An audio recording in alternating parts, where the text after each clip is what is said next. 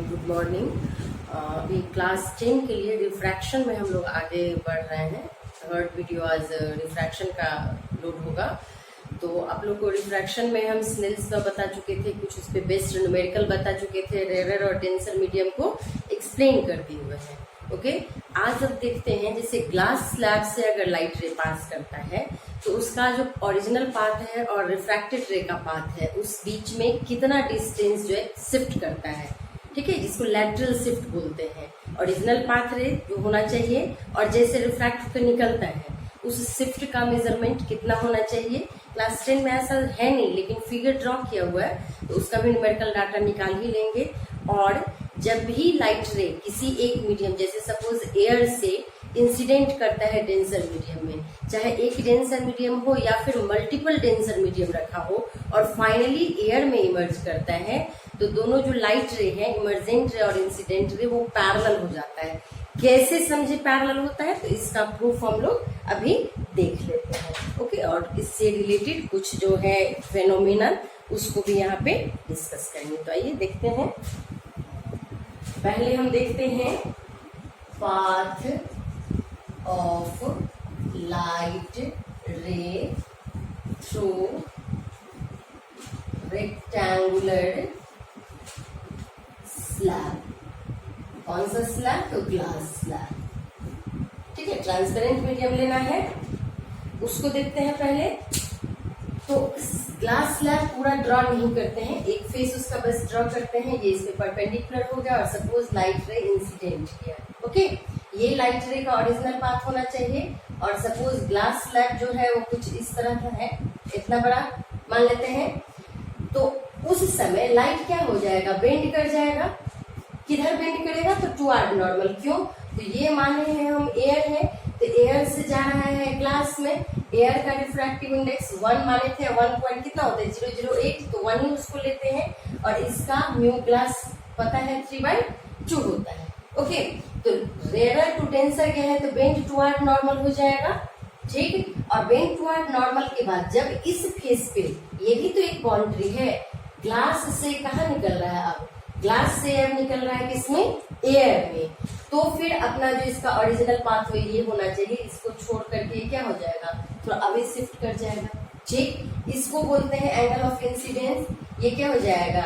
Angle of refraction. और ये हो जाएगा एंगल ऑफ इमर्जेंस। बाहर निकला इसलिए इसका नाम इमर्जेंस होता है। ओके, इतना तक हम लोग समझते हैं, जानते हैं। और यही जो शिफ्ट हुआ है, एक्चुअली लाइट यहाँ था, ये बाउंड्री पे यहाँ है। ठीक है, बाउंड्री पे यहाँ है और एक्चुअल लाइट का पाथ क्या था? ये पाथ था। तो ये जो डिस्टेंस बीच में है, बड़ा फिगर इसलिए बनाया ताकि आपको समझ में आए, ये जो परपेंडिकुलर डिस्टेंस है ये अपने पाथ से कितना शिफ्ट किया है उसको बता रहा है। ठीक है, ये इस डिस्टेंस को बोलते हैं क्या? Lateral shift. Side by shift कर गया ना, तो इसको क्या बोलते हैं? Lateral shift. इसका न्यूमेरिकल डाटा हम लोग को 10 में जरूरत नहीं है, ये क्लास 12 का है। बट आपके बुक में इस तरह के फिगर को एक्सप्लेन किया है, तो एनसीईआरटी का तो कोई भी पॉइंट से क्वेश्चन पूछ सकता है। सपोज बोर्ड में नहीं पूछेगा तो कंपटीशन में पूछेगा। तो इसको हम लोग अरेंज कर लेते हैं, देख ही लेते हैं, बहुत ज्यादा कैलकुलेशन है नहीं। और आप लोग के बुक में है क्या? तो ट्रिग्नोमेट्री है मैथ में, तो ट्रिग्नोमेट्री का यूज करना है। ठीक, ये जो ग्लास स्लैब है इसके थिकनेस को मान लीजिए क्या? टी। किसको माने हैं? टी। ग्लास स्लैब का जो मोटाई होगा, थिकनेस होगा, उस थिकनेस को मान लेते हैं टी। ठीक, तो एक दो काम यहाँ पे कर लेते हैं। पाथ ऑफ लाइट रे दिए हैं तो पहले तो पाथ ड्रॉ कर दिए। ये इंसिडेंट रे हो गया, ये फाइनल इमर्जेंट रे हो गया। ओके, नेमिंग कुछ कर देते हैं। सपोज ए बी था इंसिडेंट रे, सी कर देते हैं। इस पॉइंट को मिलाया है तो ये पॉइंट कहते हैं एम। इस पॉइंट का नाम चूंकि नॉर्मल पड़ा था तो कह देते हैं एन, और इस पॉइंट का नाम सपोज दे देते हैं डी। ठीक है, यहाँ तक कोई प्रॉब्लम नहीं है। तो सबसे पहले हम लोग आते हैं ये देखने के लिए कि इसमें कैसे दिखाएंगे कि ये आई और ई इक्वल है। तो हम पहले उसको आ जाए देखने। बढ़ते हैं from Snell's law. Snell's law, ठीक है, ये सेकेंड लॉ है, आप लोग जानते हैं। फ्रॉम सेकेंड लॉ भी बोल सकते हैं, फ्रॉम स्नेल्स लॉ। क्या हो जाएगा? Sine I upon sine R is equal to, ठीक है, बढ़े आगे कितना? Mu upon 1। म्यू अपॉन 1 क्यों लिए, तो यहाँ देख लीजिए 1 है और यहाँ म्यू है, म्यू क्लास नहीं डाले हैं, म्यू अपॉन 1। इसको आप इक्वेशन 1 कह दीजिए। ये किस फेज के लिए था, फॉर फर्स्ट फेज। किसका फेज था ये, तो ग्लास स्लैब का, ठीक है। एंड साइन, यहाँ गौर कीजिए ये एंगल आर है, ये नॉर्मल है, ये वाला लाइन और ये वाला लाइन नॉर्मल है, दोनों पैरेलल हो गया। तो अगर ये एंगल आर है तो ये एंगल भी कितना हो जाएगा, आर फ्रॉम मैथ, नहीं अल्टरनेट एंगल है, ठीक है। तो साइन आर अपॉन साइन ई, इस बाउंड्री के लिए ले रहा है, इस फेस के लिए। तो sine R upon sine E is equal to कितना हो जाएगा, 1/μ। याद कीजिए सिखाए थे क्रॉस मल्टीप्लीकेशन से, देखिए तो साइन आर जिसमें आर बन रहा है उसका रिफ्रैक्टिव इंडेक्स म्यू है, और जिसमें ई बन रहा है उसका रिफ्रैक्टिव इंडेक्स कितना है, 1 है। तो sine R upon sine E is equal to 1/μ। इसको इक्वेशन सेकंड कर लीजिए, किसके लिए था, फॉर सेकेंड फेज, नहीं किसके लिए था, for second phase. Multiplying equation 1 and 2 we have, कितना क्या हम लोग को मिलेगा, तो मल्टीप्लाई कर दीजिए, क्या हो जाएगा, sine I upon sine R into sine R upon sine E, okay, is equal to mu upon 1 into 1/μ, यानी कितना आ रहा है, कट के 1। इस साइड देखिए साइन आर कट गया है, तो हमको क्या मिलेगा, sine I is equal to sine E, क्योंकि sine I upon sine E 1 मिल रहा था, तो क्रॉस मल्टीप्लाई कर दिए, तो sine I is equal to sine E. अब बहुत से बच्चे साइन को काट देते हैं, वो गलत है, ये बस एंगल है, तो ऐसे ही रहेगा। जब साइन आई साइन ई के इक्वल हो गया तो obviously I must be equal to E, यानी हमको प्रूफ हो गया कि ये एंगल जो है इस एंगल के इक्वल है। Hence incident ray parallel to emergent ray, okay. ये सिर्फ एक के लिए हम प्रूफ किए कि बस ग्लास स्लैब से पास किया है, एयर से ग्लास स्लैब में इंसिडेंट किया और फिर एयर में निकल गया, तो हमको ये और ये एंगल मिला है इक्वल।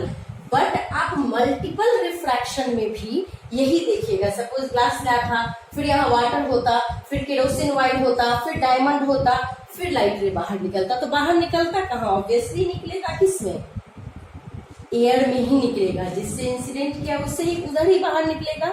तो मल्टीपल रिफ्लेक्शन के बाद भी ये आई और ये ई, भले यहाँ रहता ई, ये ई इक्वल ही होता है, यानी ये हमारा एक फॉर्मूला हो गया कि after successive refraction incident ray is always parallel to emergent ray, okay. यहाँ तक समझने में कोई प्रॉब्लम नहीं है, इसको आप लोग नोट कीजिए। तो फिर अगला इसमें लैटरल शिफ्ट का एक्सप्रेशन निकालते हैं। अब हम लोग लेटरल शिफ्ट के लिए देखते हैं, लेटरल शिफ्ट का एक्सप्रेशन अभी यहाँ पे निकालेंगे। किसको लेटरल शिफ्ट बोले थे, तो ये mn जो है अपने पाथ से जितना ये डिस्प्लेस हो गया है ओरिजिनल पाथ से, उसको लेटरल शिफ्ट बोलते हैं, ओके। तो इसमें देखिए ABCD नाम तो दिया हुआ है, एक ठो नाम और हम यहाँ डाल देते हैं E, ठीक है।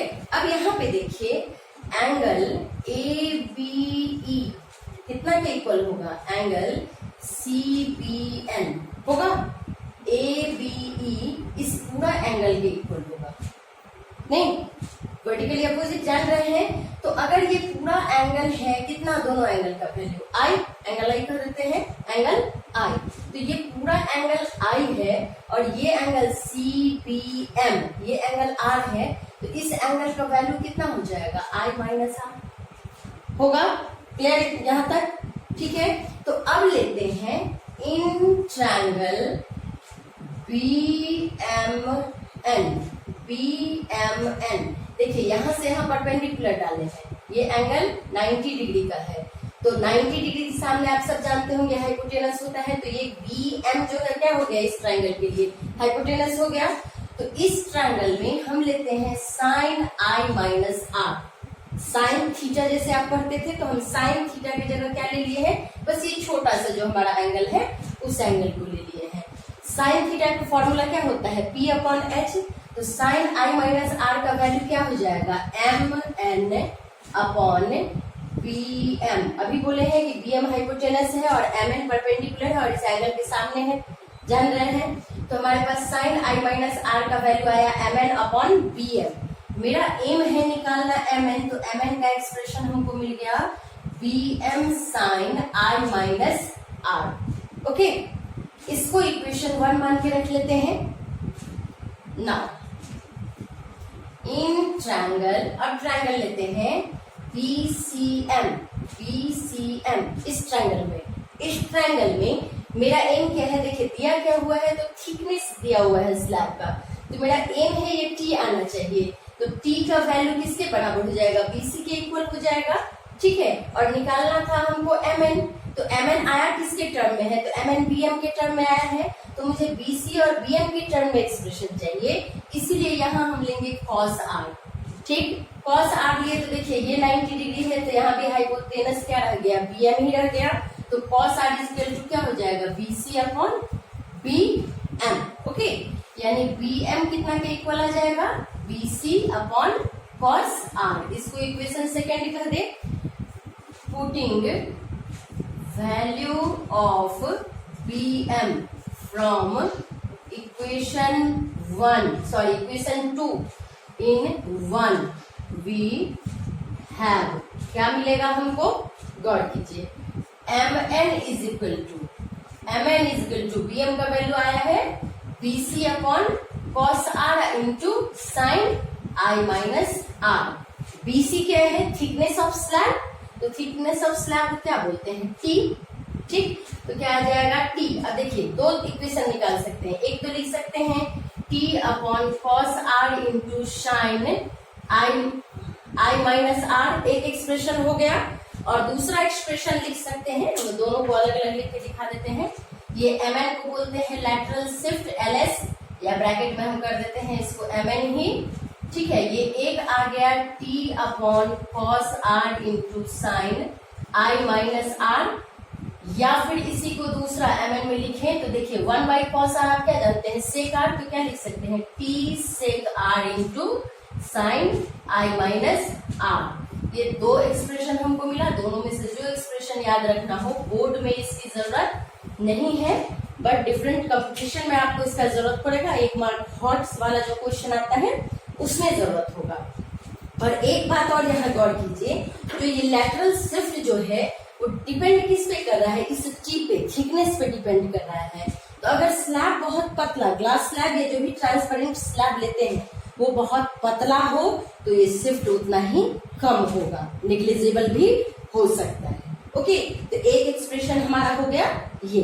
इसको समझने में कहीं कोई प्रॉब्लम मुझे नहीं लगता है कि होना चाहिए, अगर होता है तो बार बार वीडियो को पॉज करके आप देखिए, सारा एक्सप्रेशन समझ में आ जाएगा, ठीक है। अब आता है कुछ आपको इससे रिलेटेड फेनोमेना, जैसे आपके 10 में इसको पढ़ना नहीं है बट डिस्कस किया हुआ है। जैसे अगर कोई ग्लास है या बाथ टब है, आप उसमें जाते होंगे तो गौर करते होंगे स्नान करने टाइम, कि अगर कोई बाथ टब में यहाँ मग सपोज रखा हुआ है, चाहे यहाँ कोई कॉइन रखा हुआ है, पानी भरा हुआ है और कॉइन रखा हुआ है, तो एकदम वर्टिकली हम लोग नहीं देखते हैं। सपोज ये ग्लास है तो हम लोग क्या देखते हैं, टेढ़ा देखते हैं, ऐसे देखते हैं, कुछ एंगल बना हुआ होता है, एकदम ऐसे नहीं देखते हैं। तो जब टेढ़ा देखते हैं तो इधर से जो कोई देख रहा होगा इसको, ठीक है, तो ये जो है डायरेक्ट इसको यहाँ नहीं दिख के कहीं यहाँ दिखेगा, ठीक, इस बेस से थोड़ा ऊपर उठा हुआ दिखेगा। दूसरा इसका काउज क्या है, तो रिफ्रैक्शन इसका काउज है। दूसरा भी देख सकते हैं कि अगर इसी तरह किसी ग्लास में कोई स्टिक रख दिया है, स्टिक ऐसे दिखना चाहिए, स्टिक ऐसे, बट स्टिक ऐसे नहीं दिखता है, यहाँ टूटा हुआ दिखता है, फिर थोड़ा सा टेढ़ा यहाँ दिखता है, फिर थोड़ा सा टेढ़ा यहाँ दिखता है, यानी टूटा हुआ दिखता है। ये बुक में आप इस फिगर को देख सकते हैं, क्या दिखेगा, थोड़ा टूटा हुआ। पेंसिल को ही डाल के देख लीजिए, तो आपको डायरेक्ट नंगे आंख से, बुक का ही जरूरत नहीं है, घर में भी ये आप कर सकते हैं। फेनोमेनाज लाइट में तो यही एक सुविधा है। बाथ टब में आप देखिएगा मग को तो आपको नजर आ जाएगा, या कॉइन ऐसे डाल के देखिएगा नजर आ जाएगा, ठीक है। इसी तरह हायर क्लास जब 12th में जाइएगा तो अब क्वेश्चन आएगा कि एक पॉन्ड है, यहाँ फिश है और ऊपर में एक बर्ड बैठी हुई है, तो बर्ड को फिश कितना ऊपर दिखाई देता है और फिश को बर्ड कितना अवे दिखाई देता है। जब बर्ड देखेगा फिश को तो अपने तरफ दिखाई पड़ेगा, और जब फिश देखेगा बर्ड को तो अबे दिखाई पड़ता है। तो ये सब सारा प्रूफ होगा किससे, तो रिफ्रैक्शन से ही होगा।